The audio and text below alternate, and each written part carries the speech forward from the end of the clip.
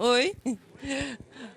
Bom, primeiramente, gostaria de agradecer a todos vocês de estarem aqui. Eu espero que, para quem está começando, para quem inspire alguém, se está pensando em mexer com posts, e no final eu vou ter também uma perguntinha para vocês. Vamos ver. Quem aqui, antes de vir para o evento, procurou saber como ia ficar o tempo? Como que ia estar? Se ia estar frio, se ia estar calor, que tipo de roupa? Garanto que todo mundo aqui, uma vez na vida, se perguntou sobre isso, falou com um taxista, eu estou sem assunto, vou falar sobre o tempo, esse tipo de coisa. É algo muito comum, não é?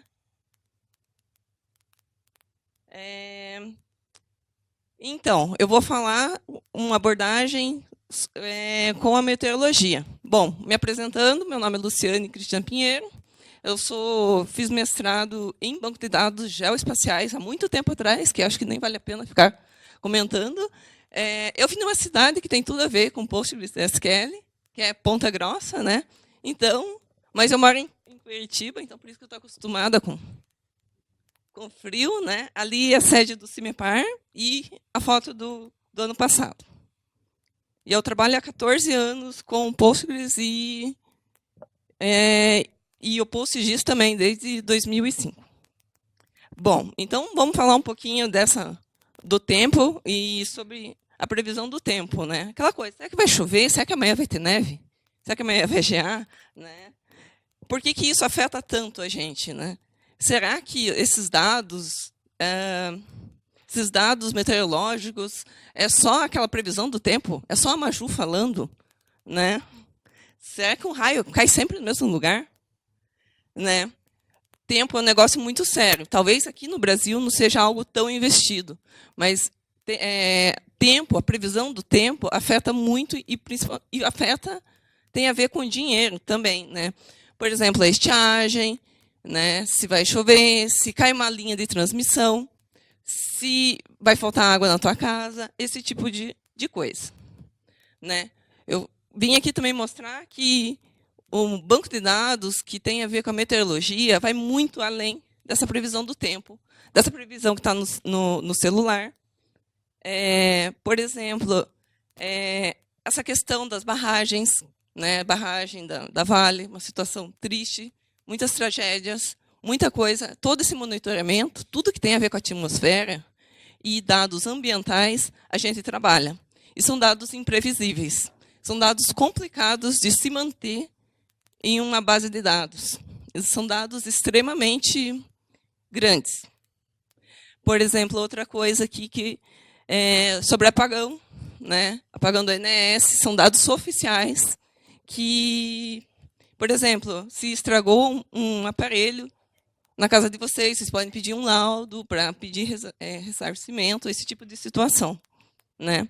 Essa última figurinha estudo da dengue, esse tipo de coisa. A última figurinha tem a ver aqui com São Paulo, a PCJ, a companhia, sobre a estiagem. Vocês vão liberar, digamos assim, a água, esse tipo de coisa. E também, apesar do nome, Sistema Meteorológico do Paraná, a gente vai além das fronteiras e a gente trabalha com dados do mundo inteiro. Mas os nossos clientes atuais estão na América do Sul e também a gente tinha projetos na América Central, onde a gente tinha um servidor replicado, um servidor na Guatemala e outro servidor replicado na Costa Rica. Funcionando, bonitinho. Bom, além de estimar o futuro, processar o presente e guardar esse passado, dados desde 97, no Paraná, dados do INMET desde 1900, só que esses dados que estão digitalizados é uma carga pequena, mas desde 97 a nossa grande, depois eu vou mostrar um gráfico ali, e a gente tem imagens de satélite, essas imagens são extremamente pesadas, a gente não guarda no banco, 3 radares meteorológicos só do CIMEPAR, mais outros radares em outros lugares, que a gente também recebe, também é pesado, mais de 110 só do CIMEPAR. 110 estações automáticas, isto é, enviam dados de 5 em 5 minutos, de 10 em 10 minutos, de 15 em 15 minutos. É uma frequência muito diferente E vem dados de GPRS, dados para FTP, dados do GOES, satélite. De diferente tipo, a gente tem estação meteorológica, hidrológica, qualidade da água, de oxigênio. São diferentes informações. Sensores de raios, essa aqui é uma das minhas maiores cargas, sensor de raio, porque o tempo todo, a gente pode não perceber o tempo todo, está tendo descargas entre nuvens, nuvem-solo, o tempo todo. E no mundo inteiro. Outra coisa que é bem pesada são os dados de modelo meteorológico. Não é todo lugar, eu posso falar, pelo menos do CIMEPAR, é feita uma análise de diversos modelos meteorológicos. Não é uma previsão, como a data science, digamos, faz uma estimativa. Tem uma microfísica, são diversas microfísicas que eles chamam, na meteorologia, para fazer um forecast. E analisado, eles tentam achar o melhor modelo para dar a melhor previsão. Isso aí eu tenho que defender eles, e mesmo assim, não acertam, muitas vezes. Além do que processamento de focos de calor, né? E entre outras coisas. Mas é como eu sempre falo, nada é tão simples quanto parece, né? Aqui é apenas um modelo da complicação, são dados que tem gente trabalhando lá 24/7. Eu mesma sempre trabalho na virada do ano, mesmo que não estando de plantão, estou lá para ver se a minha replicação está bonitinha. E também a gente trabalha com Windows, com Linux. Quem aqui não trabalha com SQL Server, com Oracle, com um monte de coisa junto? Mongo, Hadoop, formatos XML, KML, Grib, nem sei se alguém trabalha com NetCDF aqui. Diferentes perfis. Uma coisa de tentar agradar, digamos, pesquisadores, doutores, pós-doc, estagiário. E, nessa época, lá em 2005, quando era tudo mato, tinha que lidar com a desconfiança desse pessoal todo, que usava o Oracle, e, para eles, o Oracle tinha Sybase também, mas o Oracle era a única alternativa, digamos, que eles conheciam.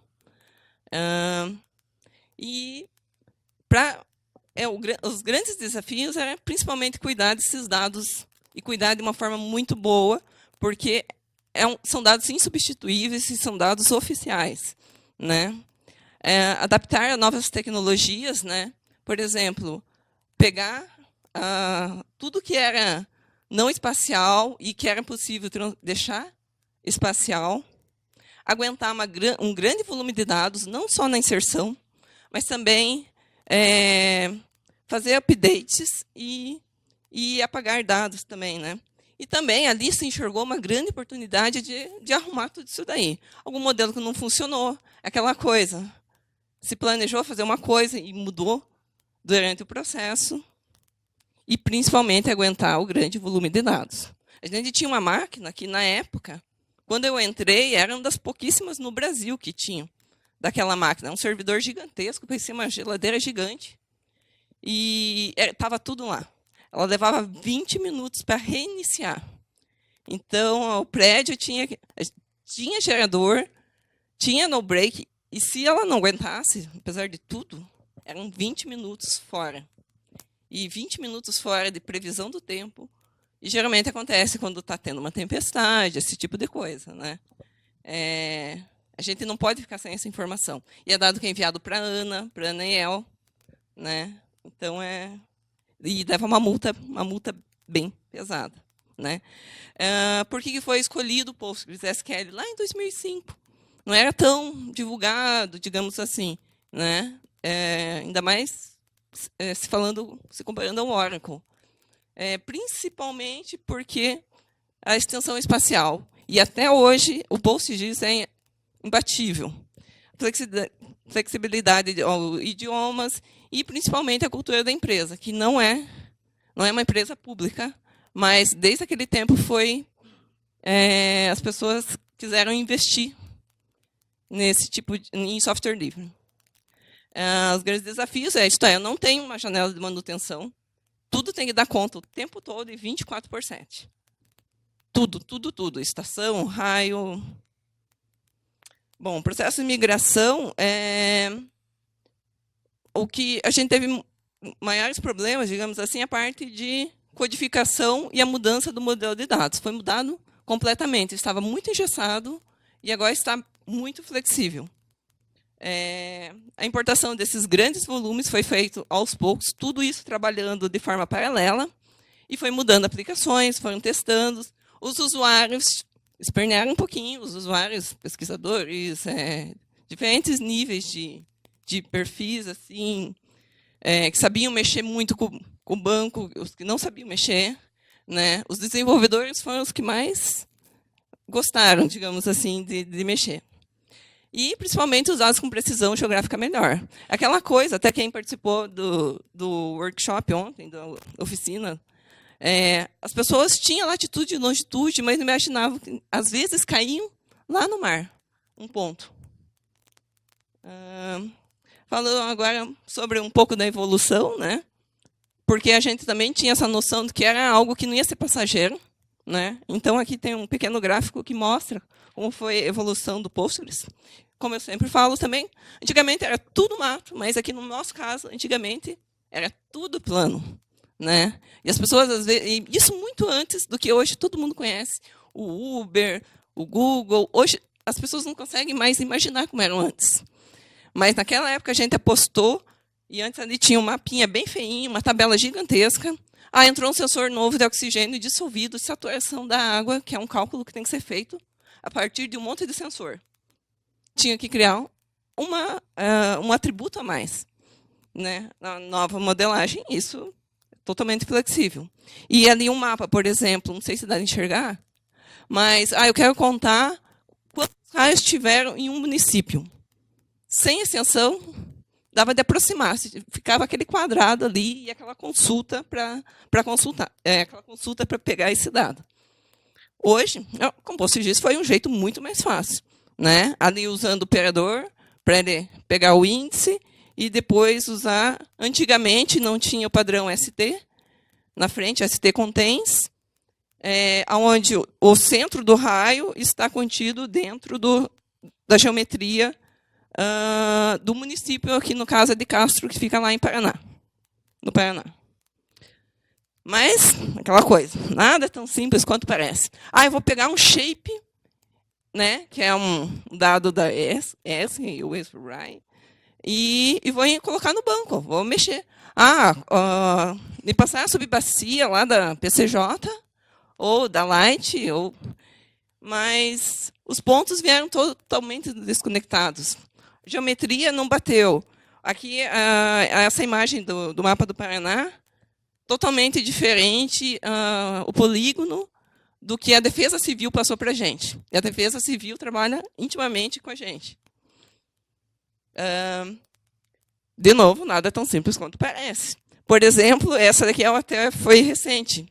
São dados de linha de transmissão no Brasil, no qual tem a ferramenta QGIS, que uma das funcionalidades, ele verifica se tem geometria duplicada, se tem geometria redundante, cruzando.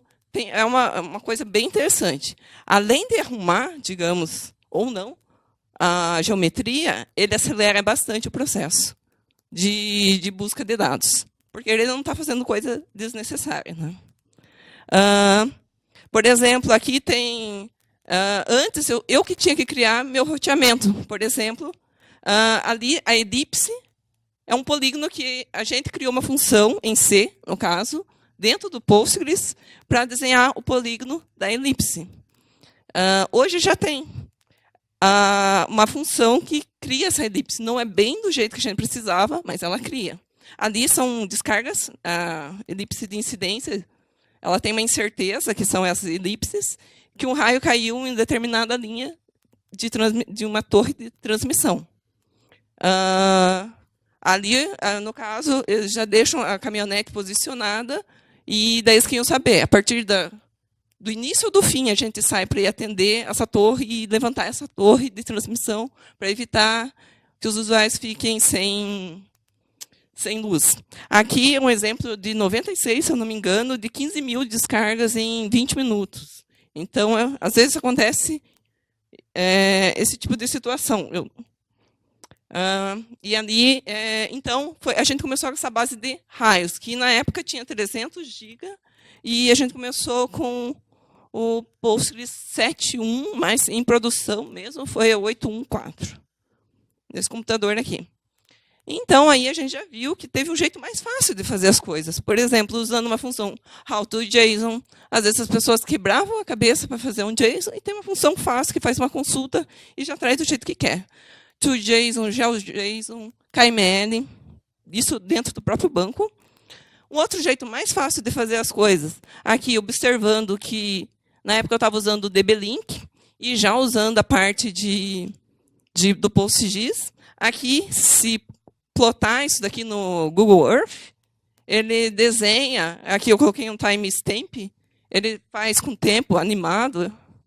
É bem interessante isso daqui. É um jeito que todo DBA, pelo menos, tem muito pé programador, né? Um jeito muito mais fácil, que isso daqui é uma grade de modelo. PG2SQL, uma ferramenta extremamente útil, né? E ali também tem uma função, claro, que eu copiei muita coisa, tinha pronta ali, que ele cria, que eu só passo a quantidade de quadradinhos que eu quero, o ponto inicial, que eu quero que comece os quadradinhos e vice-versa. Antigamente, o povo tinha que criar uma função em Python da vida para fazer, e quem sabe a grade estava certa ou não. Por que essa grade é tão importante? E dependendo do lugar que você quer prever,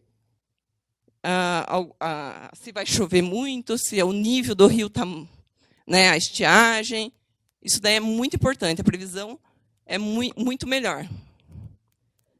Um outro jeito mais fácil e organizado, aqui eu quis apontar ali na parte de descrição uma função que eu acho que muita gente não usa para documentar, que é o comentário ou na tabela ou na própria coluna.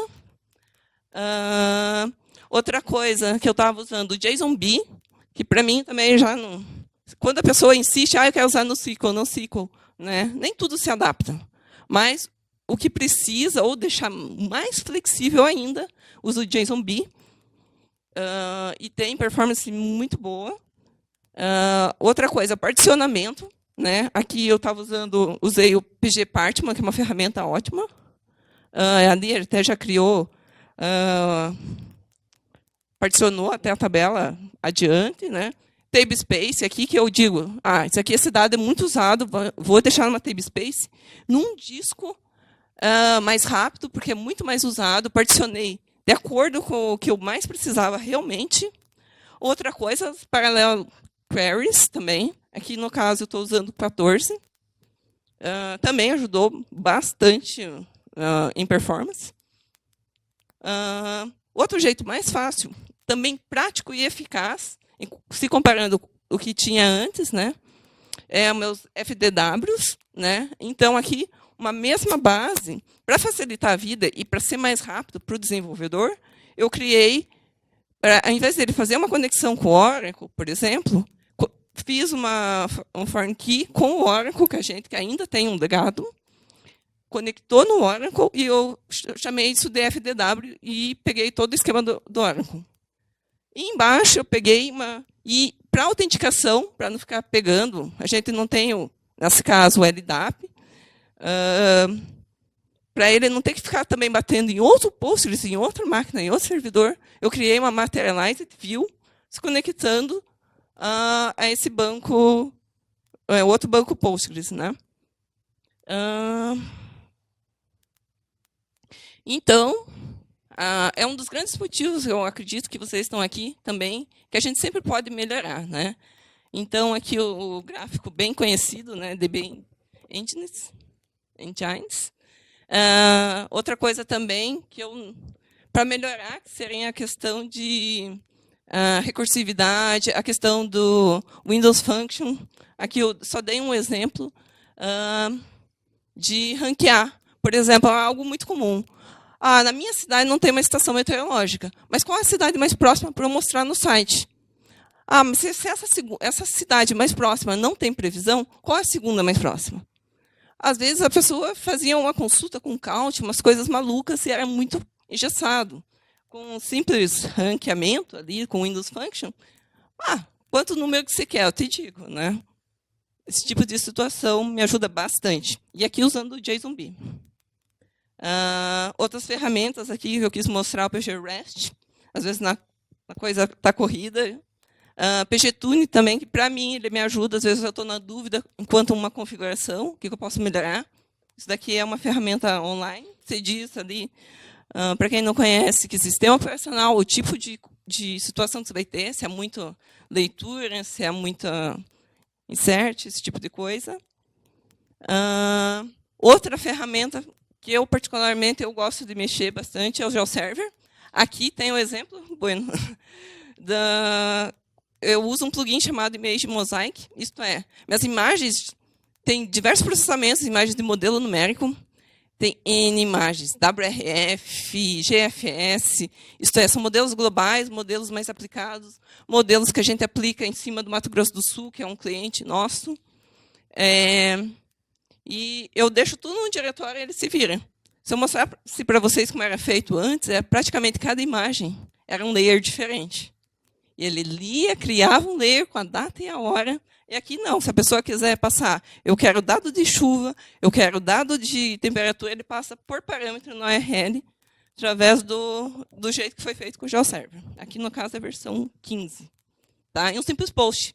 Esse simples post, ele já sabe a imagem, ele já lê o conteúdo que eu padronizei, do nome dessa imagem, e ele automaticamente insere na base de dados.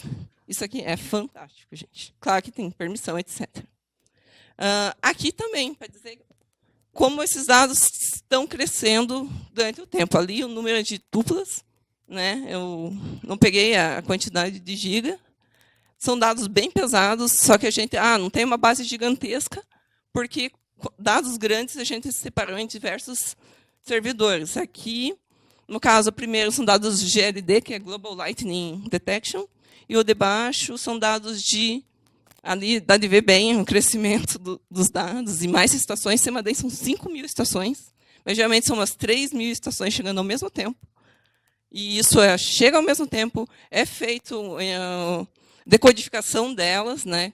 É feita, que é diferente tipo, vem XML, vem dado IDP, são coisas bem diferentes, ao mesmo tempo está calculando, está gerando dados de vazão, através de trigger, está fazendo tudo isso ao mesmo tempo. Ali, no caso do GLD, está criando elipse de probabilidade, né? E, com tudo isso, consultas que antes não eram possíveis, né? E, às vezes, as pessoas estão quebrando a cabeça, estão perdendo tempo, e é muito fácil. Às vezes, está usando até um Python para fazer uma estatística, para fazer uma previsão até de certas coisas que uma consulta resolve. A parada total do banco principal, dessa primeira que a gente falou, levou de 2 a 3 anos para acabar de vez, essa máquina gigantesca, ser mandada embora.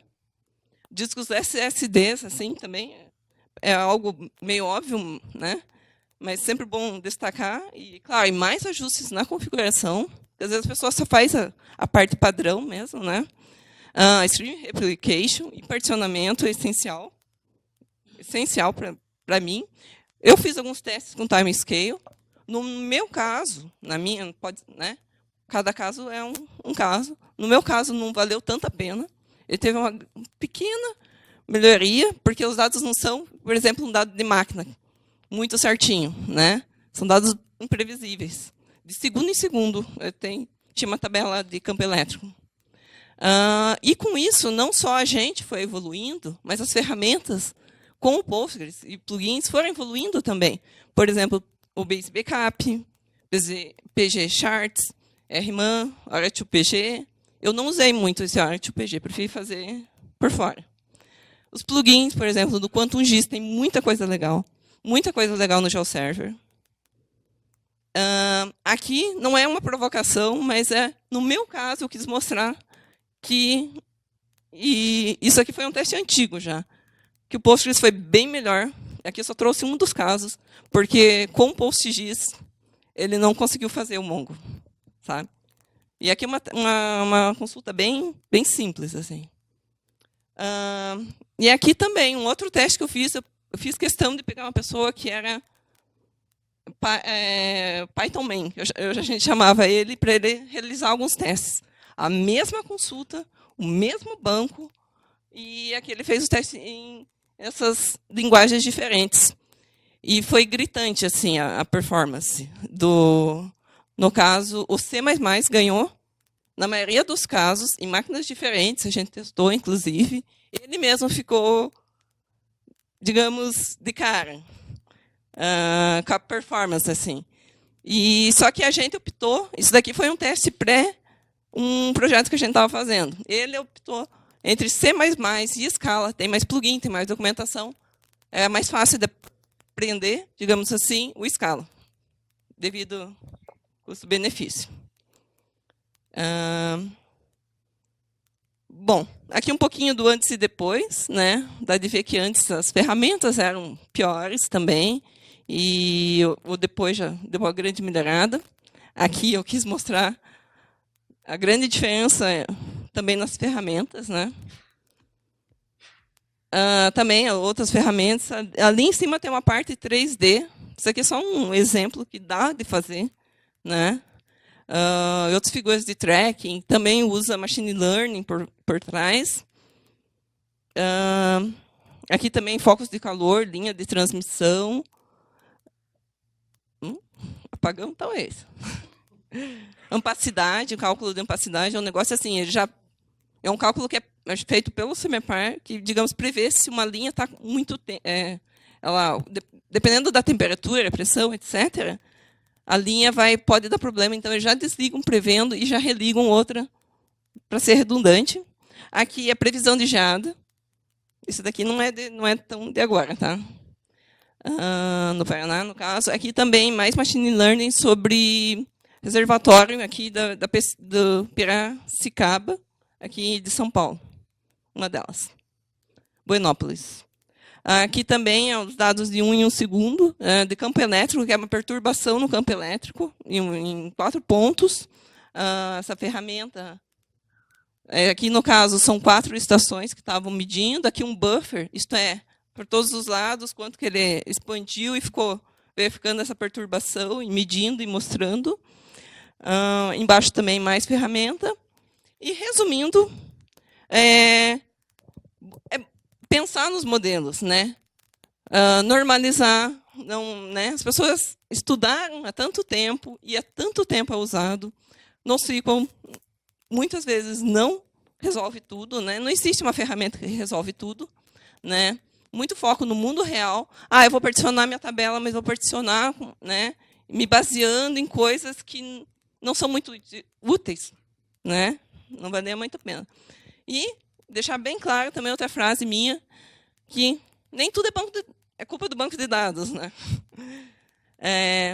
E também a maior integração, né, com diversas ferramentas, um mundo de possibilidades. Outra coisa que eu não tive oportunidade ainda é os CITOS também. Para mim, aparentemente, vai melhorar mais ainda a questão da performance. Claro, eu preciso ter máquinas boas para eu poder ter ferramentas boas também. Hoje a gente está com algumas versões, né? Aquela base que começou com 300 GB no Oracle, hoje está com quase 2 TB. E para aquela coisa, para cada problema, uma ferramenta. Às vezes, né, geralmente o mais simples é o mais eficiente. Tá? E é isso daí. Isso que eu quero saber de vocês. E aí, qual a previsão de vocês? O que vocês vão levar daqui com isso? Minha previsão, eu acho que cada vez mais baseada em APIs, né? O usuário final cada vez menos tendo que saber senha, esse tipo de coisa, acessa via REST. GeoNode também, para quem é de Geo, eu acho que é uma boa ferramenta. BI, BA, né? Nem se fala, nuvem também não. Docker, toda essa parte de integração, DevOps, né? E, principalmente, muito trabalho. Né? Bom, aí eu quis mostrar como o meu elefantinho, meus viraram elefantinhos e cresceram. E cresceram muito bem, né, durante esse tempo todo. Tá? Obrigada, então. Alguma pergunta?